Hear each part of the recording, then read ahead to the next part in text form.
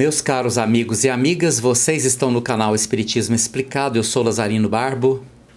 Hoje vamos dar continuidade ao estudo do Livro dos Espíritos. Entramos agora no capítulo 4, que trata da pluralidade das existências. Neste ponto vamos estudar a reencarnação. Na pergunta 166, Allan Kardec perguntou aos espíritos: como pode a alma que não alcançou a perfeição durante a vida corpórea acabar de depurar-se? E os espíritos responderam: sofrendo a prova de uma nova existência.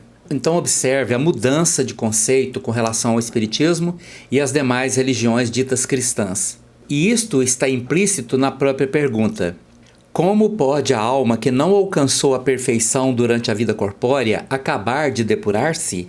Observa que nas outras religiões, como a católica e evangélica, que se autodenominam cristãs, não há possibilidade prevista nessas religiões de que o espírito que viveu uma vida encarnado aqui, uma vida limitada, muitas vezes com muito pouco tempo, desencarnando de forma violenta, por volta dos 20 anos ou menos, que este espírito, que muitas vezes sofreu provas difíceis demais, não foi capaz de suportar, encaminhou-se para um mundo de violências, de crimes. De acordo com essas religiões, este espírito que se tornou pecador, culpado, ele não teria como ter uma nova oportunidade. Ele não poderia ter uma nova chance. Para ele restava apenas o inferno eterno, de suplícios eternos. Mas os espíritos vêm e falam sobre a obviedade da grandeza de Deus, do amor de Deus, que dá sempre uma nova oportunidade através de uma nova existência. E este espírito agora desencarnado, que ainda não se depurou, como toda a humanidade terrestre, todos nós habitantes deste mundo, nenhum de nós passou pelo processo pleno da depuração para se tornar a imagem e semelhança de Deus. Estamos muito longe disso, mas os espíritos trazem claramente a informação.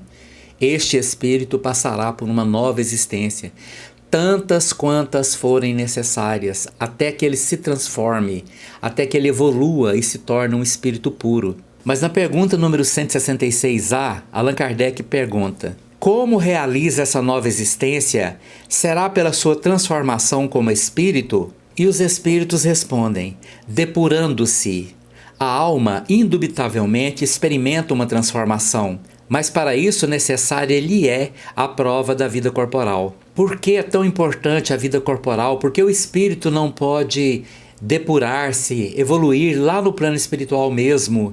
Porque, de acordo com os ensinamentos dos espíritos, os espíritos todos foram criados simples e ignorantes, com um poderoso chamamento interior para se aproximar de Deus, conquistando amor e sabedoria. E como o espírito ainda muito imperfeito, poderia evoluir se não tivesse a oportunidade de um novo começo, onde a sua consciência, o seu conteúdo mental, todas as suas lembranças fossem retiradas temporariamente para que ele pudesse evoluir, para que ele pudesse ter a oportunidade de uma nova experiência, de um novo começo. Embora numa nova encarnação o conteúdo mental seja retirado, ele não vai ter lembranças objetivas dos acontecimentos anteriores, ele vai conservar as tendências de tudo o que aconteceu em suas vidas passadas, para que ele possa ter a oportunidade de recomeçar a sua vida. Mas para isso depende de pais generosos, espíritos bondosos à sua volta, para que ele possa continuar crescendo, até chegar a ser um dia a imagem e semelhança de Deus. E na pergunta 166b, a alma passa então por muitas existências corporais? E os espíritos respondem: sim, todos contamos muitas existências. Os que dizem o contrário pretendem manter-vos na ignorância em que eles próprios se encontram. Esse é o desejo deles. Negar a reencarnação é negar a justiça divina, é negar o amor divino.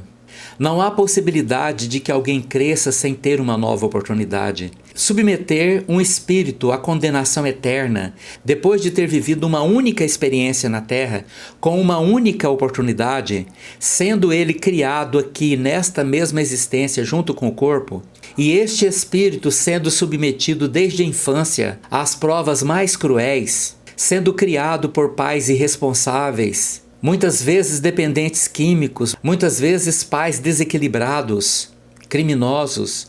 E esta criança nascida ali naquele meio, não tendo a oportunidade sequer de saber da existência de Deus na sua infância, esta criança que cresce, chega à idade da adolescência e morre violentamente, este espírito que teve um começo tão ruim, ser julgado por Deus com a mesma medida que iria julgar alguém bem-nascido, numa família organizada, estruturada, sendo encaminhado desde a infância às mais preciosas lições de espiritualidade, e os dois serem julgados num único fim, com começos tão diferentes, que justiça seria essa?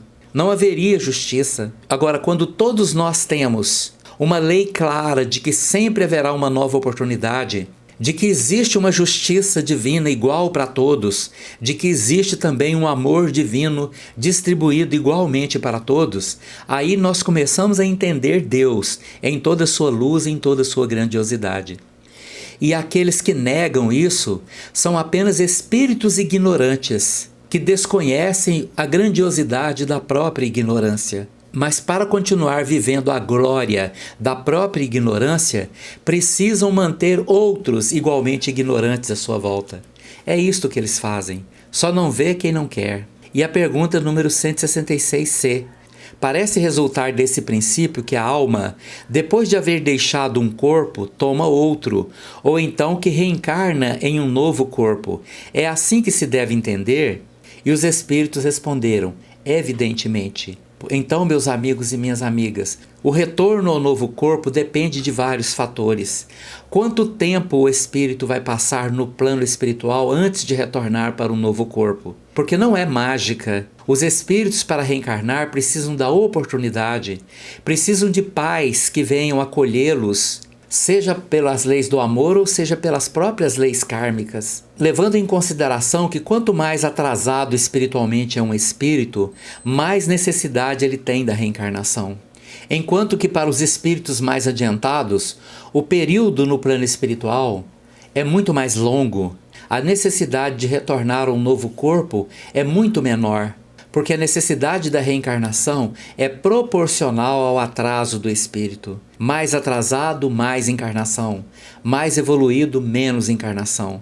Até que um dia não precisemos mais, de jeito nenhum, de voltar ao mundo físico. Lembrando ainda que o período que os espíritos passam no plano espiritual, entre uma reencarnação e outra, se chama o período da erraticidade. Erraticidade é o tempo que um espírito demora no plano espiritual, ainda necessitado de uma encarnação, entre uma encarnação e outra.